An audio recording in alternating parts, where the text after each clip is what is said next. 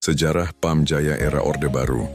Setelah tumbangnya Orde Lama pada 1966 dan lahirnya pemerintahan Orde Baru di bawah Presiden Soeharto, pembangunan nasional diarahkan pada stabilitas politik dan pertumbuhan ekonomi. Salah satu sektor yang mendapat perhatian khusus adalah penyediaan air bersih, karena air minum dianggap kebutuhan dasar masyarakat kota dan juga mendukung industrialisasi yang sedang berkembang pesat di Jakarta. 1. Transformasi PDAM menjadi PAM Jaya. Pada akhir 1990-an, pemerintah DKI Jakarta membentuk perusahaan daerah yang khusus menangani penyediaan air minum. Unit pengelola air yang sebelumnya masih berupa bagian dari Dinas Pekerjaan Umum, kemudian dilembagakan menjadi Perusahaan Air Minum Jakarta, PAM Jaya. Status sebagai BUMD, Badan Usaha Milik Daerah, membuat PAM Jaya bertanggung jawab langsung kepada Gubernur DKI Jakarta. 2. Pembangunan infrastruktur besar-besaran.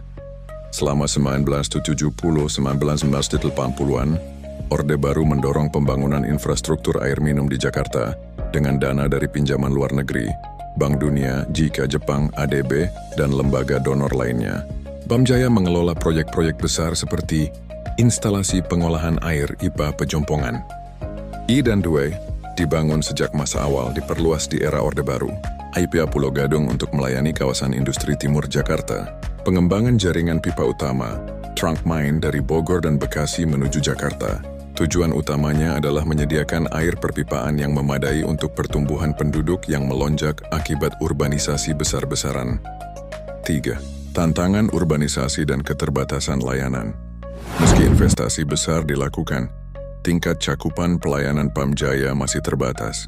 Pada 1990-an, layanan air perpipaan baru menjangkau sekitar 20-30% penduduk Jakarta. Sebagian besar masyarakat masih mengandalkan sumur tanah atau air tanah. Hal ini menimbulkan persoalan baru, yaitu penurunan muka tanah, land subsidence, akibat pengambilan air tanah berlebihan. 4. Restrukturisasi dan persiapan swastanisasi. Menjelang akhir era Orde Baru 1990-an, tekanan global terhadap efisiensi BUMD mendorong pemerintah melakukan restrukturisasi. PAM Jaya dianggap tidak mampu mengelola sendiri pembiayaan dan teknologinya. Pada periode ini mulai muncul gagasan kerja sama dengan swasta, privatisasi. Tahun 1995-1997, pemerintah DKI dan pusat mulai menyiapkan kerangka hukum kerja sama dengan perusahaan asing. Krisis ekonomi 1997-1998 mempercepat lahirnya kontrak swastanisasi PAM Jaya dengan 2 operator swasta internasional yang resmi berjalan sejak 1985. Posisi PAM Jaya di akhir Orde Baru. Ketika rezim Orde